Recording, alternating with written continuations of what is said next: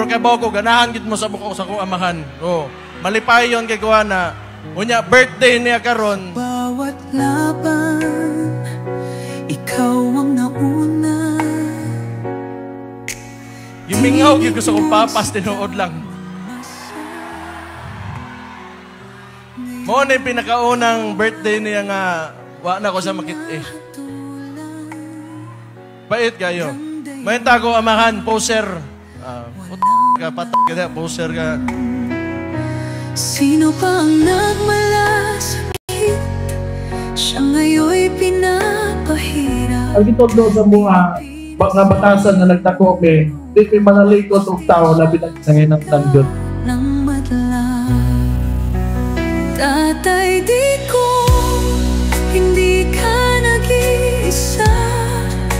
Milyon. Kibaw ba mo? O kibaw to nga ni Ata nag-celebrate siyang birthday, masuko to.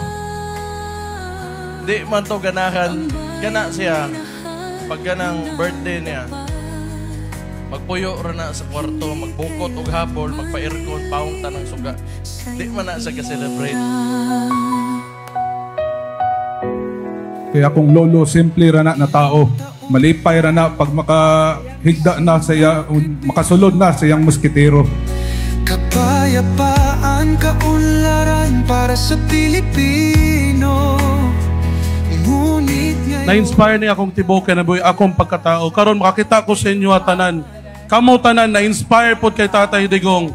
Pareha tanan na gusto na nato sa muli.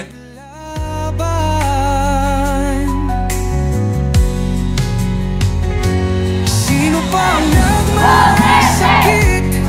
Siya ngayon'y Bitaw dako ni nga butang sa mga di lalim na mapreso yung mamahan. Pero sige lang, kay gipili mana niya nga kinabuhi. Kung tanaw po na ko, wa mangyud siya mawa sa tuwa. Oh, naa siya sa itong mga kasing-kasing. Tama, mali. Milyon puso ang kasama. Ang bayang minahal mo nang. Ang akong hanyo lang yun sa inyo, ayaw yun ninyo kalintagam po. Naon ang pinaka-powerful na ata karon, ampuan na to, never ta mag-lose hope. Sa bawat dasal, pangalan mo'y kasal. Pasalamaton ko sa pag-anhin ninyo diri karon. Dagan kay salamat sa inyo na kini akong birthday wish para sa akong lolo na gusto lang nako makauli ang akong lolo. Ipaglalaban ka ng sambayanan. Tatay Digong, hawak kamay nating ipakita. Kung usab, gikan sa pamilya Duterte, gikan sa ako ang pamilya, gikan mismo sa ako, dagan kay salamat sa inyo ang tanan. Ang laban mo'y laban din namin, hanggang hustisya ay makamit natin. Hindi ka nag-isa, Tatay Digong. O na, pero ipahibaw na lang nako niya.